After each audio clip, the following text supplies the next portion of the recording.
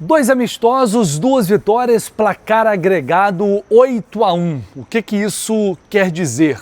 Talvez o placar não signifique muita coisa, até porque não era, para mim, o ponto principal a ser analisado ou o principal fator para a gente levar em consideração, ponderando que foram dois jogos de preparação.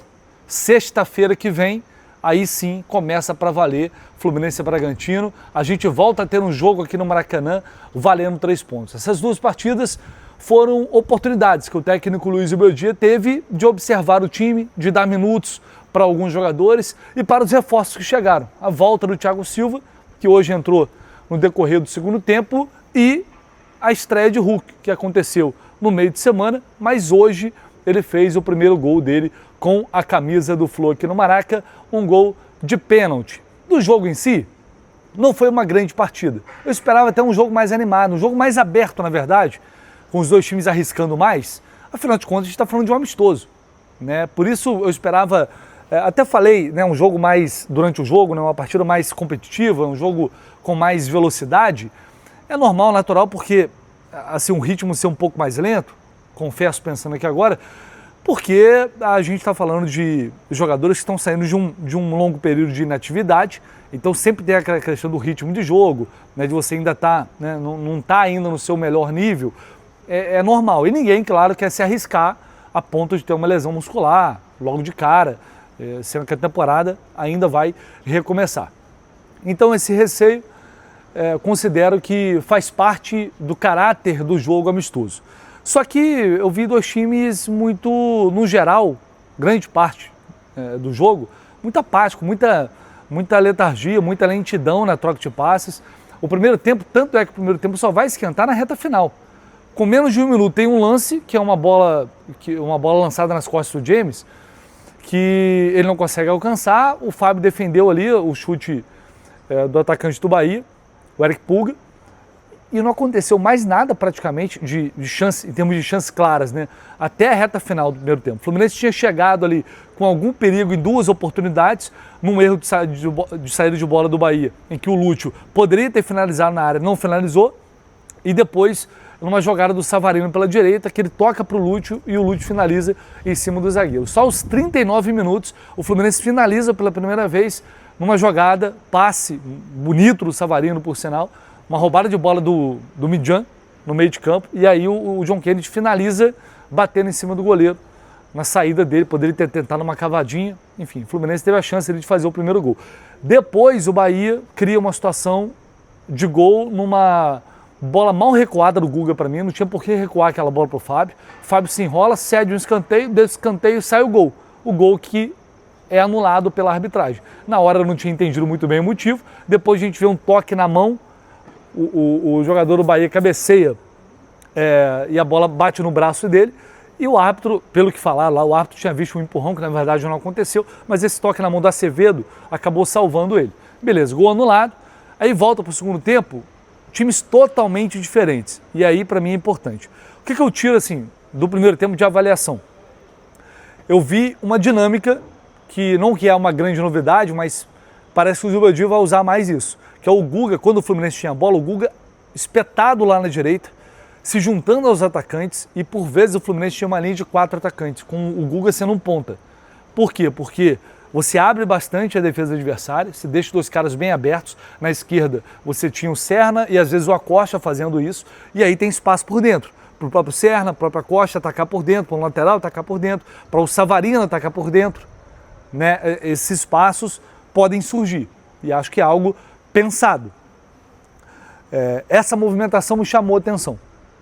Tá? Fora isso, não tivemos grandes novidades. Hoje o Acosta fez um jogo mais cadenciado e tal, não rendeu tanto, e aí o time sempre, quando ele não está bem, o time sempre sente falta. Não tem para onde correr.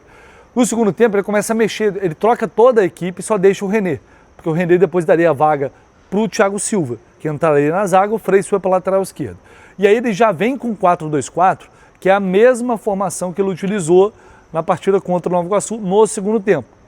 Então essa é uma formação, é uma dinâmica, é uma estrutura que claramente o Zubeldia vai utilizar sempre que necessário. E quando isso será necessário? Quando estiver empatando, perdendo o jogo, estiver precisando de resultado, precisando de gol. ele vai para um 4-2-4. Isso está muito evidente. Agora ele tem 4 opções de centroavante. No jogo passado ele foi com Cano e John Kennedy. Dessa vez ele foi com Hulk e Castillo. E colocou Soteldo aberto na esquerda e Riquelme aberto na direita. A partida não mudou, assim, não sofreu ali a alteração de dinâmica de jogo, de velocidade. Continuou um jogo muito devagar, um jogo muito lento. As duas equipes, ninguém se arriscando muito. Até que sai o pênalti em cima do Samuel Xavier. Um pênalti bastante contestável, na minha opinião. Eu acho que o Samuel cava, ele já vai caindo, aí tem um toque ali de leve e tal, o árbitro interpretou como pênalti na hora e depois vendo o lance. Eu não achei pênalti aquele lance, mas enfim. O Fluminense não tem nada a ver com isso, o Hulk foi lá e fez o primeiro gol dele com a camisa do Fluminense. Isso é importante, porque já tira esse peso logo dessa ânsia de fazer o gol, de já se libertar disso, tá ótimo. Foi bom o Hulk ter feito esse gol de pênalti. Já fez o primeiro dele, mesmo não sendo um jogo oficial. E aí, eu acho que, se não me engano, com 30 minutos, claramente algo já previsto, o Zubeldia vai colocar Germán Cano. Ele tinha que tirar um. Consequentemente, todo mundo já tinha saído, teria que tirar alguém que entrou no segundo tempo. E ele opta por tirar o Riquelme. Aí é o tipo de coisa que eu acho que não tem necessidade, cara. O Castillo, por exemplo, entrou mal. Foi mal no jogo. Mal. Com dificuldade de fazer as coisas mais básicas. Então, eu até entendo não colocar o Riquelme, por exemplo, tirar o Soteldo e colocar o Riquelme na esquerda, porque o Riquelme não joga por lá. Nem o Hulk joga por lá. E aí o que ele faz? Ele dá um jeito de acomodar todo mundo ali. A realidade é essa. Ele dá um jeito de acomodar todo mundo ali. E aí tira o Riquelme, para manter o Castillo e o Hulk aberto aqui pela ponta. E claramente o Hulk não... porque o Hulk foi testado ali. Eu não acho que o Hulk vai jogar assim. Assim, a chance é zero do Hulk jogar como ponta. Não vejo isso, a não ser uma situação extrema de necessidade de resultado, aí você vai colocar 3 centroavantes lá. Fora isso, não vai acontecer. Mas aí puxa o Hulk para ponta para manter o Castillo com o Germán Cano por dentro. Cara, é jogo bom para deixar o garoto em campo. Inclusive, as 3 situações que não foram situações claras de gol, mas que o Fluminense tinha criado ali, as 3 tiveram participação do Riquelme, que no outro jogo já tinha entrado bem, está entrando bem. Pô, deixa o moleque para dar mais minutos, deixa o moleque em campo. Até porque, assim, quantas oportunidades depois ele vai ter de fato, né? Eu fico olhando para a atuação do Serna mais uma vez hoje, fraquíssima no primeiro tempo. Fico pensando, cara, o Riquelme realmente, o Riquelme vai entregar menos do que o Serna? O Serna continua merecendo, eu estou falando de amistosos, hein? O Serna continua merecendo ter mais minutos do que o Riquelme, ter mais chances que o Riquelme? Será que merece? Eu fico olhando, será que o Riquelme vai entregar menos do que ele está entregando? Mas aí quando é para sair, sempre sai o moleque da base, sempre sai o mais jovem. E é o que eu falo, reforça uma narrativa, para mim que não é só uma narrativa, mas é uma coisa que, enfim, o torcedor já fica bolado, já fica chateado em sua maioria, e reforça de uma maneira desnecessária. Para mim hoje era para deixar o garoto em campo, minha visão, tá? Minha opinião. Deixa que está indo bem, deixa o garoto, dá confiança para ele, deixa ele jogar e tal. Enfim, mas não foi isso. É um ponto que não é o mais relevante do jogo, não é. Mas confesso que me incomodou um pouco. Aí é minha percepção, né? Bom, depois sai um gol muito bonito. O gol que define o jogo é um gol muito bonito. E tudo isso na reta já final da partida, né? Porque até então, até os 30 e poucos, não tem sido praticamente nada. Um gol que é uma construção que sai lá com o Otávio, se não me engano, sai jogando, passa nos pés do Soteldo, do Castillo, do próprio Cano que aciona o Hulk aciona o Samuel Xavier e ele rola para o Cano chegar batendo de primeira e fazendo um belo gol. E esse gol me anima muito porque aí talvez seja o que de mais positivo eu tiro dessa partida. É como o Cano parece realmente agora estar novamente em forma. É difícil não se iludir quando o assunto é Germán Cano. A gente vê ele fazendo gol, volta todo aquele sentimento de felicidade, de alegria, porque é muito bom ver o Cano fazendo gol com a camisa do Fluminense. E esse gol me lembrou muito os melhores momentos dele, porque com o Diniz principalmente, o Cano participava muito da criação das jogadas. Ele participava da criação, da construção e chegava para finalizar. No tempo certo, na hora certa, batendo e fazendo gol. Hoje ele virou algumas bolas, aquelas viradas malucas que ele dá e tal, e acertou. E ele deixou de ter uma percepção física que eu tenho, ele tentou voltar com um shape mais magro, mudar a dieta e tal, mudar um pouco ali o aspecto físico dele, e para mim agora ele voltou para o físico normal dele, que é um pouco mais parrudo e tal. assim, eu vi muitos, estou vendo muitos detalhes daquele velho Germancano. Não sei se fisicamente, enfim, o físico dele vai permitir, não sei se as lesões vão permitir, eu só torço para que sim. Porque se isso acontecer, ele vai brigar e ele vai ter preferência nessa briga por essa vaga aí. Vai ser uma concorrência enorme que o Zubeldia vai ter. É uma boa notícia? Sempre é uma boa notícia. Mas você vai ter que, né?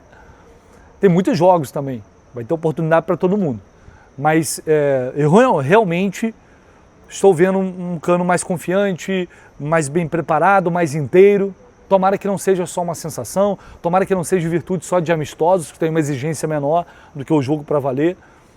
Mas para mim, eu saio com com um feeling, um sentimento muito bacana disso e dessas pequenas coisas que a gente observou aqui no Maracanã, que eu acho que é o intuito desses amistosos, né? Da minutagem, fazer a estreia do Hulk, gol do Hulk, reestreia do Thiago Silva, já acaba tudo isso e agora sexta-feira contra o Bragantino é para ir para cima com tudo.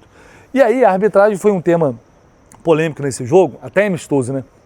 E o Rogério Ceni na GETV, meu irmão, disparou contra o árbitro, não só contra o árbitro. Na minha opinião, ele falta com respeito com o Fluminense, inclusive. Eu vou colocar essa fala do Rogério Ceni e na sequência a gente volta. E a única coisa que eu pedi para o nosso departamento foi que não fosse um árbitro daqui. E botaram o cara que apita jogo no CT deles. Aí o cara, você vai lá no campo perguntar, não, foi falta do William. Aí você vai olhar o vídeo, o William nem toca no jogador. Depois ele fala, não, mas foi falta do Nico.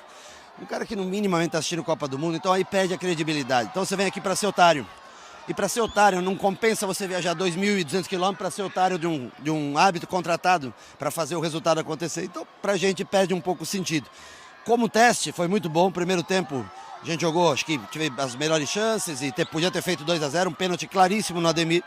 E o pênalti também deles foi claríssimo também no primeiro gol.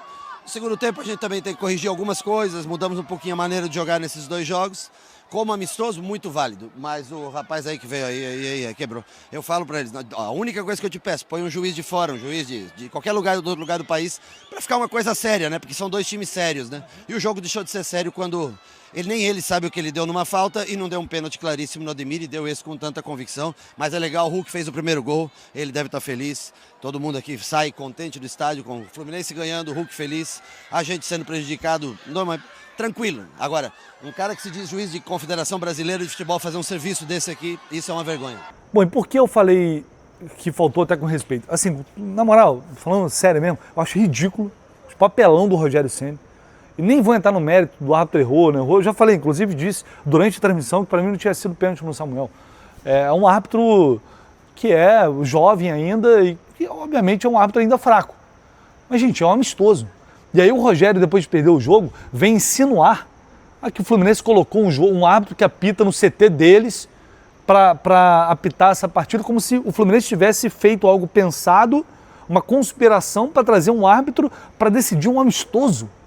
Um jogo que não vale pontos. Sinceramente, eu acho patético, tá? Até porque, mais uma vez, o Bahia jogou mal com o Rogério Ceni, o que já vem sendo frequente há muito tempo. Por isso ele está sendo pressionado lá para ser demitido. E acho que essa pressão está fazendo o cara perder a linha até em amistoso. Por que essa falta de respeito com o Fluminense? Porque ele está insinuando que o Fluminense colocou uma arbitragem aqui em campo para beneficiar o clube. A gente é otário de ter vindo aqui, não compensa viajar mais de 2.000 quilômetros para vir aqui para ser feito de otário. Então que não viesse. O Dorival Júnior, quando chegou o convite lá no São Paulo do amistoso, ele falou, não quero fazer, e não fez. Tudo isso pode ser alinhado antes, inclusive a arbitragem. Agora, depois de perder um jogo amistoso, os caras já pressionaram a arbitragem, arrumaram confusão e tal, num jogo que não vale 3 pontos, que é de teste, e aí fazer um... Porque você comentar que o árbitro foi mal, eu gostei da atuação da equipe, o árbitro também fraquinho, né? Errou naquele lance ali e tal, mas enfim, também é um jogo amistoso. Aí beleza, você fala ali, agora fazer disso o ponto central de uma análise e dizer que não, trouxeram aqui para o Maracanã um árbitro que apita no CT do Fluminense, claramente para condicionar o resultado. Tenha dó, né? Pelo amor de Deus, né? Ridícula a postura do Rogério Ceni, com todo respeito. Só pode ser pressão, o cara está sofrendo lá em ser demitido. Para mim não faz o menor sentido. O árbitro é fraco, é ruim. O pênalti do Ademir eu nem vi, eu confesso.